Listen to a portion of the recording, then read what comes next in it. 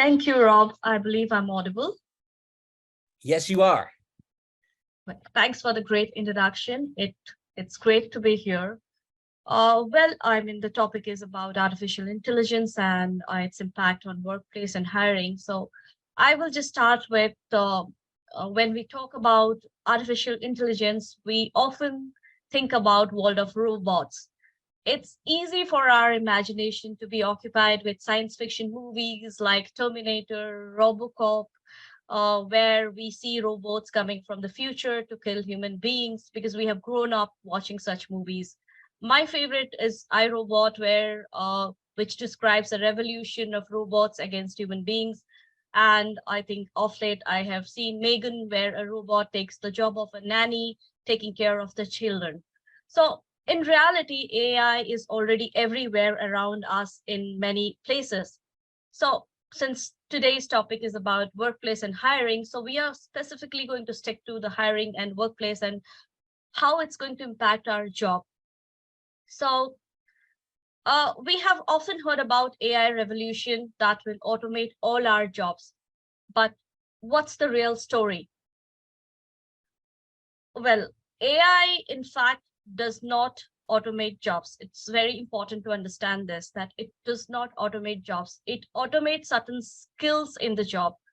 What it means is the integration of AI into workplace will come through augmentation of human skills rather than substitution of jobs. Well, let's look at some of the facts. We are already experiencing some changes in job markets due to AI. For example, take an example of supermarket. In some form of manual labor has already been automated, like, for example, sorting fruits and vegetables to determine whether they are ripe enough to be sold. Or for that matter, take an example of an architect. We picture them poring over blueprints, but today their work often requires computer modeling, which is increasingly relies on artificial intelligence. So yes, these technological changes are impacting our jobs. And yes, artificial intelligence will transform the job market, but not the way you think or we might think. With that job or with this note, I would just take a pause. Rob, I would like to share a slide quickly, and that will give the context on what I'm trying to say next. So am I allowed to share a slide? Yes, please do. You should have permission to do that. Yeah, just give me a moment.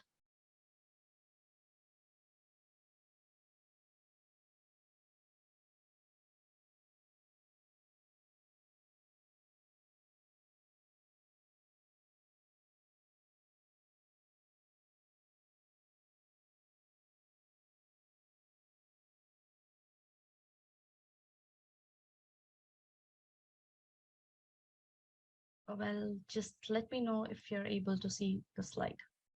Yes, we can see it right now. Okay, so as you can see in the picture, there are two sections. I have circled them, or I have circled them in top part and the bottom part.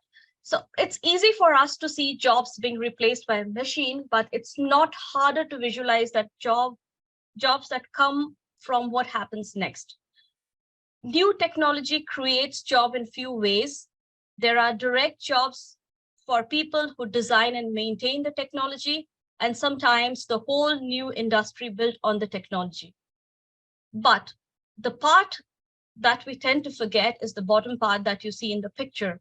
So it's the indirect effect of the labor saving inventions. When companies can do more with less, it means it is highly productive.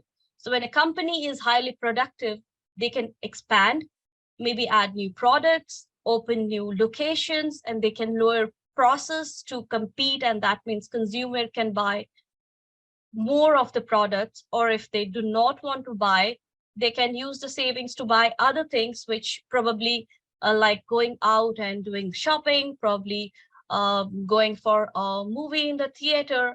So the key economic logic here is automation does indeed displace workers who are doing work that got automated, but it does not actually affect the total number of jobs in the economy because of this offsetting effects.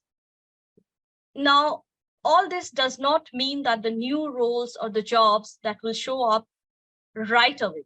It will take some time, or that might be in a different location, not in the same location it was before, or not on the same wage it was as the jobs that were lost.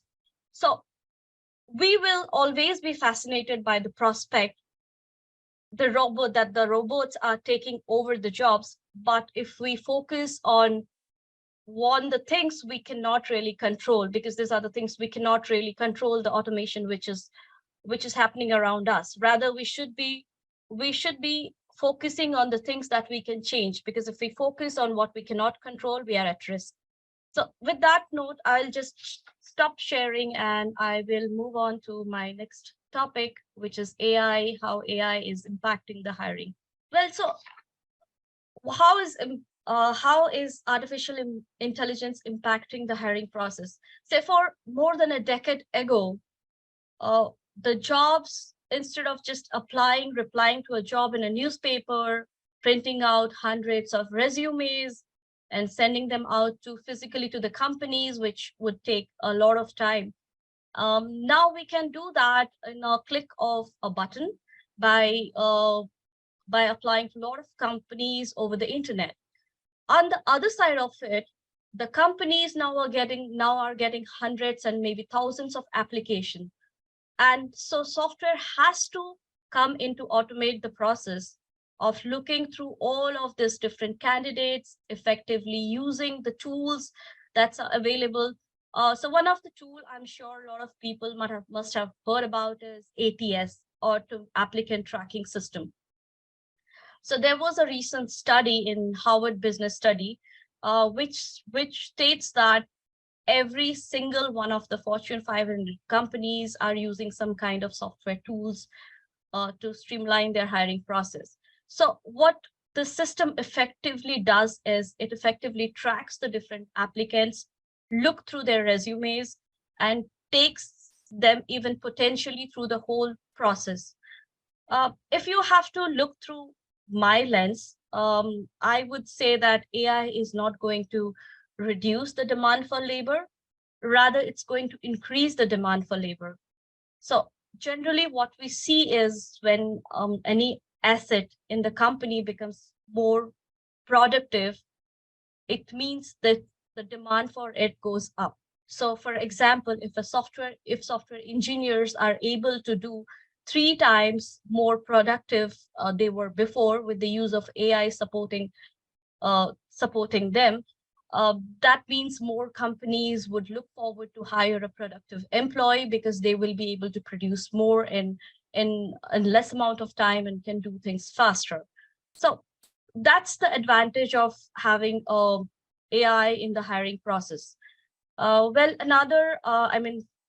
AI technologies are significantly transforming the traditional recruitment process. We can dig into some of the transformations and discuss the benefits, challenges, and potential risks around the AI-driven hiring practices. And then I will take a little pause. So if there are any questions, we would address those questions and we can then get into more of this topic. Well, some of the areas which have benefited from the automation is resume screening. As you can see, the AI-powered system can quickly scan and analyze thousands of resumes, identify key qualifications and relevant experiences, which saves HR professionals substantial time. But the flip side of it is a risk of over-reliance on the keywords, potentially missing out on the candidates' unique skills or diverse backgrounds. Algorithm bias can also be a concern. Systems can unintentionally favor certain demographics. Another thing is, just to give you an example, one of the a company recently had to give up on the resume sorting algorithm they were working on when they learned that the algorithm had learned to discriminate against women. So what happened is that they had trained it on example resumes of people they had hired in the past. And from these examples, the AI learned to avoid the resumes of people who had gone to women's college or who had the word woman somewhere in the resume. Say, for example, uh, women who code, women soccer team, or society of women engineers. So AI didn't know that it wasn't supposed to copy this particular thing, and it had seen the humans do, and technically it did what it was asked to do. So it's very important for us to understand this bias which is being done by the automation, and making sure that we are eliminating this bias to get more accurate and um, more relevant information from the automation. So, well, I mean, technologies have the potential to revolutionize recruitment process, but their implementation requires careful consideration of ethical, legal, and practical use. Companies must actively monitor and address this bias that we see in the algorithms to maintain the transparency and strike a balance between AI-driven efficiency and human judgment to reap the full benefit of AI in hiring. So with that, I would just take a pause. So if there are any questions, Rob, I would like to address at this point of time before we can move ahead Yeah. on understanding how diversity, equity, inclusion, and bias within the organization can be addressed using the AI tools. Yeah, this is fascinating stuff. And we do have a couple of questions from the audience for you. And first question was, which industries or sectors do you think are most at risk due to the advancement of AI? And you mentioned a few roles there, but are there specific industries or sectors that you do think would be at risk? Well, rather than talking about industries, I think we should talk about the roles, because there are particular roles, as I mentioned, would be automated, especially the roles which are kind of more, I would say, from a perspective of, well, let me just put it this way. Uh, uh, Human skills has three broad categories depending on the readiness of the automation. So one is the process-oriented skills, quantitative reasoning skills, and cross-functional skills. So when I say process-oriented skills, that includes physical and repetitive activities in highly structured and predictable settings. So these skills account for approximately half of the activities that people do today. Building houses, for example, filing documents, following procurements, or accounting processes are the examples of process-oriented skills. And these are the kind of skills that are easily, I think, would be replaceable, right? And second is the quantitative reasoning skills that requires intelligence, some kind of intelligence. So for example, linguistic knowledge, problem-solving skills, or understanding the analytics and programming. And third category, as I mentioned, is the cross-functional reasoning skills, and are mainly related to social abilities and creativity. Some of the examples I can say is defining a strategy, managing people, design mindsets, emotional intelligence, and conflict resolutions. So these are the kind of skills which cannot be replaced by automation. So these are the skills definitely going to be there, relevant, even if the automation takes over the entire industry. So as a result, over the decades, more than 80% of the process-oriented tasks will be done by AI system.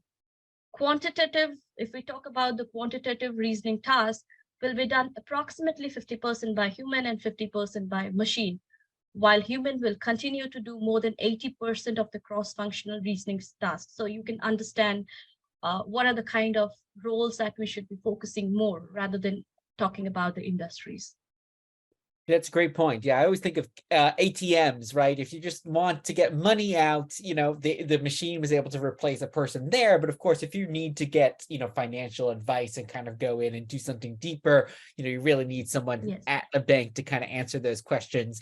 A few more questions just came into, and you were talking about, not really focusing on specific industries, but someone was asking specifically, how do you see the impact of AI on analytics as a field, and so could you just comment anything more specifically on how it might impact analytics? Well, there are different kind of analytics. There are compliant analytics, there are research analytics, there are sales analytics. So when we talk about analytics, we uh, we more often are exposed to doing this in a mechanical way at this point of time. It's like a manual way of doing, probably using a spreadsheet or using some kind of manual analysis. But with the automation in place, I think this analytics would become uh, I would say, more data driven or more in the for example, I'll give you an example. AI compliance analytics, you can call it now. It could be a compliance analytics. It would become an AI compliance analytics. This profession ensures that the AI system will meet the regulatory and compliance requirements specific to the industry, such as healthcare, finance, or automotive. This will avoid any kind of legal and regulatory issues. So, right now, if we are doing the things manually, the AI would help us to automate that particular task rather than doing the mundane or doing it in a regular way. It would help us to save time and do it in a more structured and more automated way. So we would save time in doing non-productive things, and we would be able to focus our time in doing more productive things, which will bring more efficiency into our work. Uh, so that's how it would help. So analytics would definitely stay, but it would evolve the way we are doing today. It would evolve it evolve into a way that we need to do in automated ways, which will Mhm. help save our time and make us more efficient. Yeah, I think evolution is definitely going to be a key word that we'll hear throughout today, and that Yes. will bring me to the last question I see here. But there was also a comment, someone just pointing out that AI in many ways can be blocking neurodiverse talent from employment opportunities.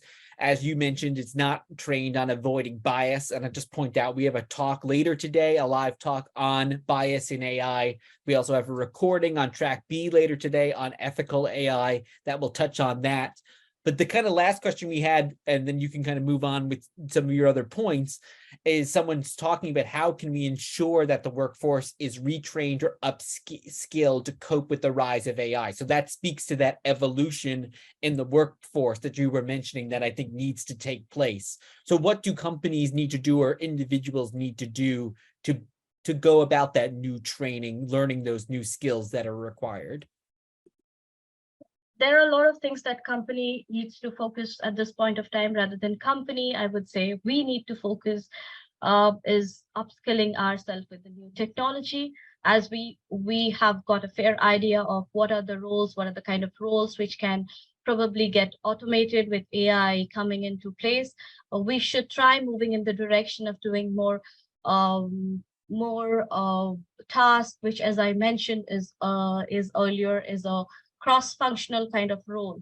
So it's important that we understand what skills do we have at this point of time and where we need to move. Company are investing a lot of time, energy, and a lot of training materials to ensure that people are trained in the right direction. I think every company at this point of time are taking the steps in that direction to ensure their employees are skilled in the right areas and moving in the right direction. So when we have the automation in place, people are knowledgeable enough to take on the new roles that is evolving. As I mentioned in the beginning, that it's not that the AI is going to take away the job. The AI is going to take away the skills. There are certain skills which will be automated. So it's important that we identify the skills at this point of time and start upskilling ourselves and start learning new things and start moving in right direction, and let's start focusing on more cross-functional reasoning skills that we need to develop. Thank you so much. I think that makes a lot of sense to me. And in the last 8 minutes that we have, I'd love to invite you to go back to your presentation and kind of walk us through some of your other points. Yes, so well, I think there are a few things that I wanted to talk about. The role of AI in fostering diversity, equity, inclusion, and bias within the organization. AI plays a very significant role in fostering the diversity, equity, inclusion, bias within the organization. Well, I mean, in terms of when we talk about the recruitment or hiring, AI algorithm can really anonymize the candidate information such as name and gender, which plays a very vital role while screening the process, because there comes a lot of bias when you are able to understand uh, the the name or gender of the person. So it would reduce the influence of unconscious bias which we have within us. There are also the tools which diversify. I mean, sourcing tools can help identify diverse candidates from various sources, thereby expanding the talent pool and increasing the chances of diverse hire, which we as a company struggle a lot. That would be easier with this tools, the AI tools. And definitely the training and development is one of the important aspect which we spoke about. So right now when you look into a company, there are more generic trainings which are available to all the employees within the organization. So with this AI automation, AI driven learning platform coming into picture, it can offer a more personalized training and development program that can cater to the individual needs, because we all do not necessarily need a similar kind of training if we are in a company, because every person is different, doing a different role, having a different skill set, and trying to develop a different skill set. So that would be really possible with this AI driven learning platform, and helping employees from all background access opportunity for growth, which is kind of limited at this point of time, because we are not able to uh, get the right kind of training or development which is required at this point of time. So of course, with these are some of the good ways of using the AI within a company. And yeah, I mean, I would say there are a lot of inclusive employee experience which can be brought into place with this AI powered chatbots, which is very actively used in a lot of sectors, for example, healthcare, HR processes, or for example, IT processes. So this chatbot can assist employees in navigating HR processes, answering questions about the benefits, policies, and inclusive efforts, ensuring that everyone has access to information and support. So this definitely makes an HR more productive, because he or she can really focus now on more important tasks rather than addressing the common issues which people or the employees have. That's, I mean, there are the few areas where AI have really helped the hiring process or streamline the hiring process, making it more productive, more employee centric, and um, better, I would say, and fair for employees. Uh, there are definitely flip side to every automation that comes into picture. Uh, when we have good things, we also have bad things that needs to be taken care of. With though AI holds a great potential for fostering DEIB within an organization, it is crucial to acknowledge and address potential pitfalls or challenges that comes along with it, like the algorithm bias that we spoke about earlier, that needs to be addressed on a frequent basis to ensure that biases are removed.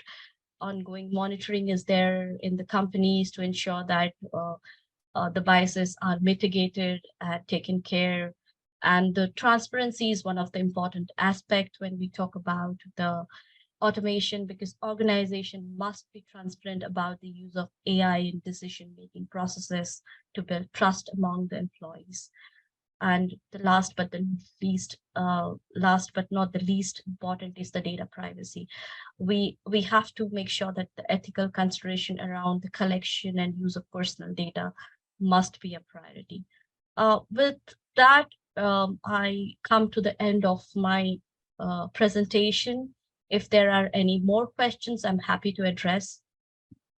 Yeah, and then people were asking, about AI directly supporting DEIB. You mentioned the chatbots, and we here at Power to Fly, we run pretty much on Slack, and there's some great chatbots you can use that say, hey, if you're writing guys, it says should you say folks? Or if you write the word crazy, should you say like amazing? Just that we're very conscious of the language that we're using. And that's a very kind of simple AI that can point out some of those words there.